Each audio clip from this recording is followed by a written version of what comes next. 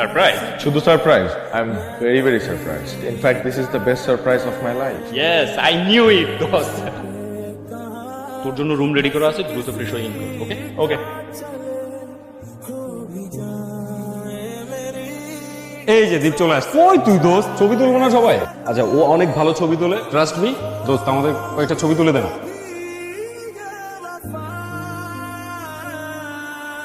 সিগারেটটা এখনো ছাড়তে পারো না, তাই না? কিন্তু আমাকে ঠিকই ছেড়ে দিতে পেরেছো। কি কথা দিয়েছিল আমাকে, মনে আছে না? How sweet. এরকম একজন গার্লফ্রেন্ডই তো দরকার। সিগারেট জ্বালানোর জন্য লাইটার খুঁজে পাচ্ছি না, ঠিক ওই মোক্ষম মুহূর্তে সে এসে আমাকে সিগারেট ধরিয়ে দিল। খুব ভালোবাসো আমাকে না? অনেক। তাহলে এটাও জেনে রাখো, আমি আগুন জ্বালাতেও পারি, আবার আগুন নিভাতেও পারি। মানে কি? মানে এই সিগারেটটা হচ্ছে তোমার জীবনের লাস্ট সিগারেট। এরপর আর কোনোদিন তুমি সিগারেট খাবে না। তুমি আমাকে প্রমিস করো, তুমি আর কোনোদিন সিগারেট খাবে না। আরে এই প্রমিস করো, কখনো সিগারেট খাবে না, প্রমিস করো। প্রমিস, আমি আর কখনো সিগারেট খাবো না। এভাবে ভালোবাসা হারিয়ে যাওয়ার সাথে সাথে ভালোবাসার মানুষকে দেওয়া কথাগুলো হারিয়ে যায়। যখন কেউ কাউকে ভালোবাসে তখন তার সবকিছু দিয়ে ভালোবাসে, মনে হয় ওই মানুষটার জন্য সে সবকিছু করতে পারবে। আর যখন ভালোবাসা শেষ, সব শেষ।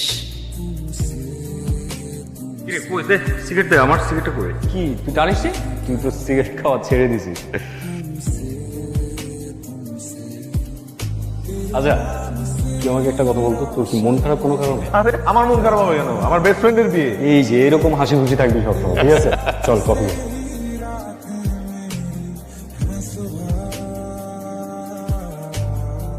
কথা বলো না কেন? কোনো ঝামেলা? কোনো ঝামেলা হয়নি। তাহলে আমি এত ইম্পর্টেন্ট একটা ক্লাস করছিলাম, ক্লাসের মাঝখান দিয়ে আমাকে এতবার ফোন করে এখানে নিয়ে আসলে। আমি ভাবলাম আর্জেন্ট কিছু। তো তুমি জানো না 10 মিনিট পর আমার কালচারাল প্রোগ্রাম? আচ্ছা জানি তো। শাড়ির সাথে চুড়ি না পরলে ভালো দেখায়? তুমি জানো না তুমি পরিয়ে না দিলে আমি চুরি পরি না? এখন না হয় আমি চুরি পরিয়ে দিচ্ছি, এমন একদিন যদি আসে আমি নেই, তুমি আছো, তখন তখন কে চুরি পরিয়ে দিবে? কে বলেছে তুমি থাকবে? তুমি সারা জীবন থাকবে এবং আমার সাথেই থাকবে, আর এইভাবে আমাকে সারা জীবন চুরি করিয়ে দেবে।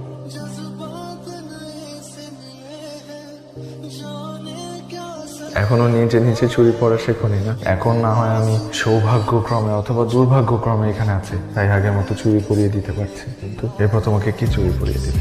তখন তো আর আমি থাকবো না। অবশ্য তখন হয়তো তোমাকে অন্য কেউ চুরি পরিয়ে দিবে, ঠিক যেমন গত 2 বছর দিয়েছে। তুমি চলে যাওয়ার পর গত 2 বছরে আমি চুরি করিনি।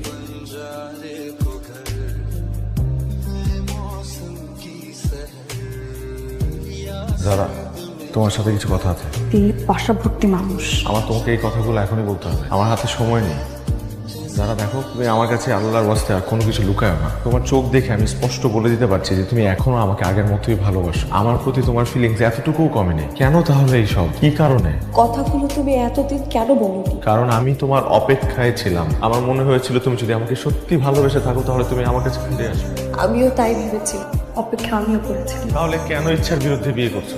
কেন করছো এগুলো বলো না? আমরা আবার আগের মতো হতে পারি না? না, গিয়ে বলে দাও না, তুমি ফয়সালকে গিয়ে বলে দাও। পারবো না, দুটো ফ্যামিলি ইনভলভ, আমি এতগুলো মানুষকে কষ্ট দিতে পারবো না। যারা লিসেন টু মি, শোনো আমার কথা, আমার কথা শোনো তুমি। যারা, এই তো আসছি। ওকে, একটু দ্রুত করো প্লিজ।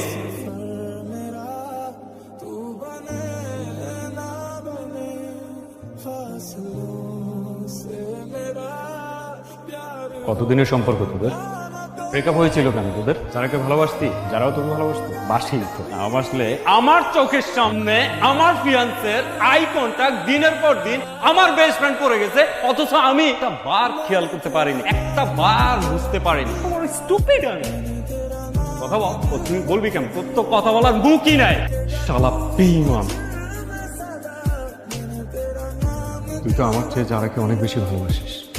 তুই এই কথাটা আমাকে একটা বার বলতে পারলি না? তাহলে আমি তোর কিসের বেস্ট ফ্রেন্ড? তুই কি ভেবেছিস তোকে কষ্ট দিয়ে আমি যারাকে বিয়ে করে হ্যাপি থাকবো, ভালো থাকবো? আমি চাই যারা সারা জীবন শুধু তোরই থাকুক। আমার বেস্ট ফ্রেন্ডকে কষ্ট দিয়ে আমি কখনো ভালো থাকতে পারবো। তুই যেমন আমাকে কষ্ট দিয়ে ভালো থাকতে পারবি না, আমিও ঠিক তেমনি তোকে কষ্ট দিয়ে কখনো ভালো থাকতে পারবো না। কিন্তু কাউকে না কাউকে তো কষ্ট পেতেই হবে।